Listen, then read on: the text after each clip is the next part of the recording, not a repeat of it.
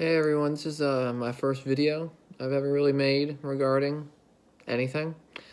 Um, I wanted to touch base on hiatal hernias, talk about what they are, symptoms you can get from them, personally symptoms that I get from them, and because I feel like it's a very misunderstood topic. I'm newly into it. I got my first hernia earlier this year back in March.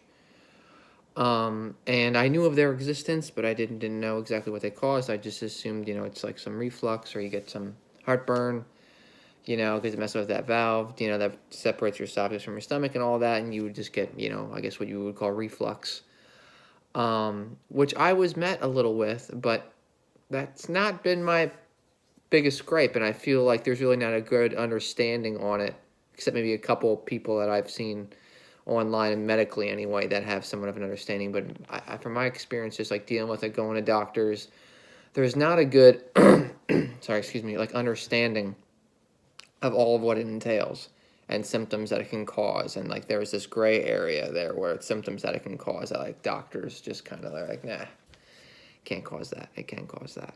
It can. Symptoms that I was met with. I had mine back in March.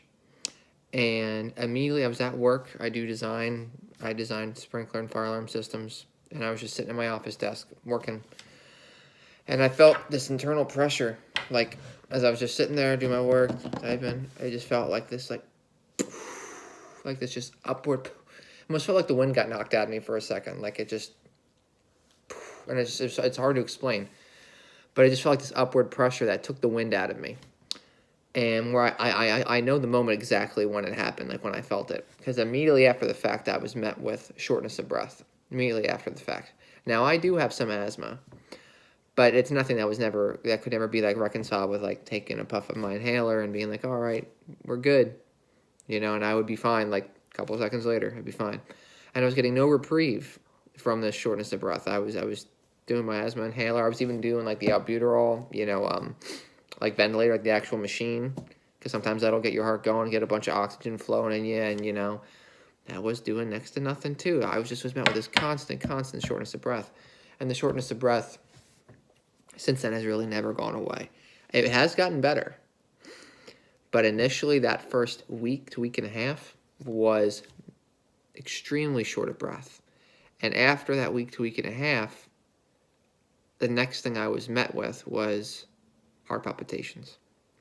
And the way mine are, everyone's different. Some people, they say like, oh, it causes AFib, or it's racing and then there's skip beats, or some people it's just skip beats, or an increased heart rate, tachycardia, and then it's just pumping and all that.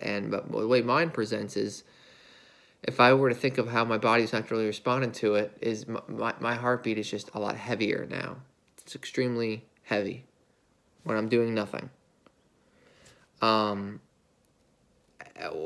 We're just on a daily constantly. It's just, I can take notice to my heartbeat. I can feel it.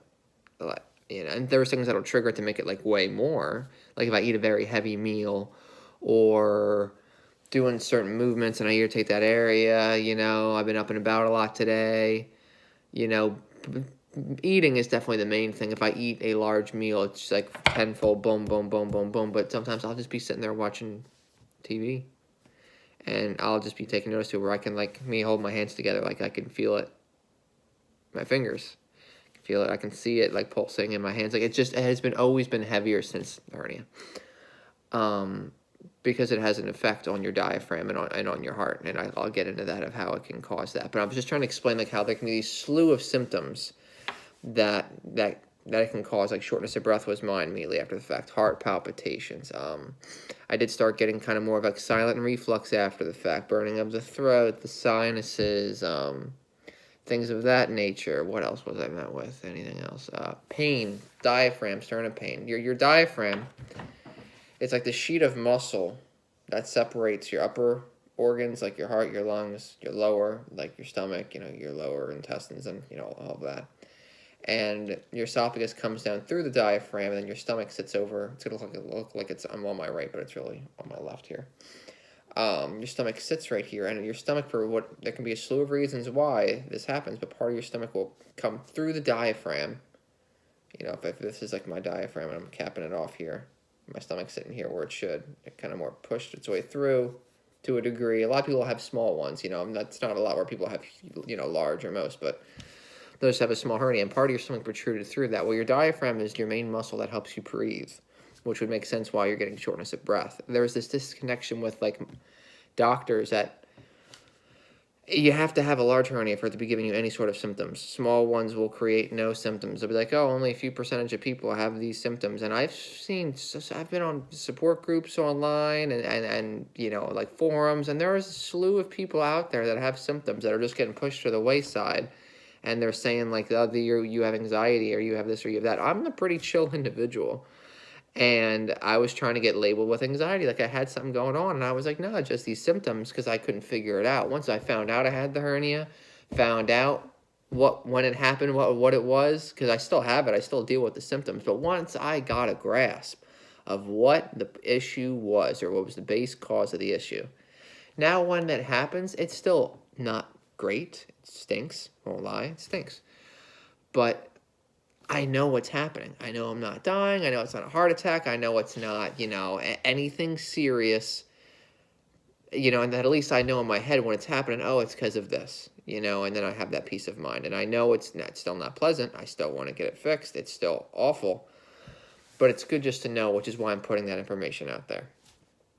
So you could be met with, you know, shortness of breath. Reflux could be silent. You could be regurgitating food. You could have a lot, you know, acid content coming in your stomach, in your esophagus, your throat. You know, that chest pain, that diaphragm pain, because now there's this protrusion there, so that muscle now is hurt. It's irritated, and I'll get pain. Excuse me, sorry, right underneath. If you follow like your sternum down your breastbone, right when it goes from like bone to, you know, you can feel organ. It's soft now. You go from like muscle, you know, from bone to muscle.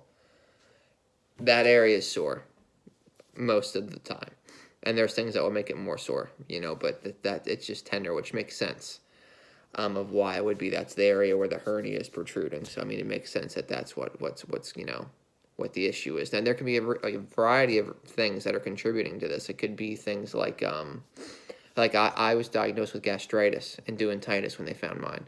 Any sort of inflammation in the stomach, pushing your stomach upward, could over time cause this. You know, our diets, our poor diets, you know, just constantly, you know, you eat a lot of processed foods constantly, or certain maybe foods you don't realize you have a food sensitivity to. And these stomachs want to then push up, they're irritated, there's interabdominal pressure. Maybe you have a lot of constipation or bloating, you know, which is just a digestive problem that's pushing all this gas upward, pushing your stomach upward, and then over a period of time, it's just going to want to, you know, other things can contribute to it, like smoking, or, you know, anything that would weaken the diaphragm that would allow the stomach to protrude through can contribute to it as well.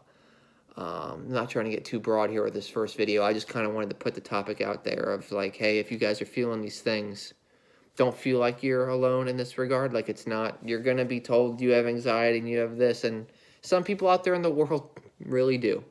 But I'd feel really bad if someone started, because I started believing, like, do I have anxiety? Is this my head and how I'm thinking and how I am? And I was never one to be anxious or anything like that. And I just felt like it came out of nowhere. And I felt like I knew something was wrong with my body. And then later on I had an endoscopy and they found it and all that. But surgery is not a good way to go in regards to this, because it's a very major surgery that changes your life a lot, where if you can kind of fix it naturally, which is the route that I'm going to be looking to go, it's probably your better option. You know, surgery is more for the emergency. If it's very large, there's nothing else you can do, and, you know, and then that's all you can do, you know, all you can do. But if it's actually still small and just kind of protruding through a little bit, there are things you can do naturally to actually help it come back down, and then you can strengthen your diaphragm because it is a muscle. But you have to figure out why your stomach moved up in the first place. Do you have inflammation like gastritis, duodenitis, things, any inflammation of the stomach, any itis? Itis means inflammation. Maybe you have, you know, SIBO, you know, or IBS, a lot of constipation, built up pressure, you know, overgrowth of bacteria, you know, and built up pressure, you know, and now this is causing your stomach to push up. Poor posture can, you know, be a part of it. Trying to think of all these. You can just been like a heavy lifter and you lifted something heavy and it caused it. But whatever your issue is, it's a case-by-case basis to everyone.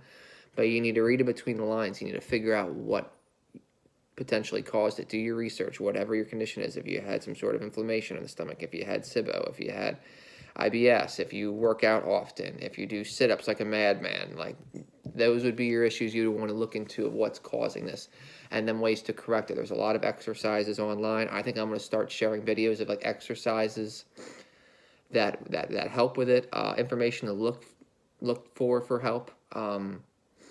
Chiropractors. If yours is very large, maybe surgery, something you want to look into. I'll talk about the variety of different surgeries that are out there, because there are more than one. There's a couple that you can choose from that are out there that are a possibility.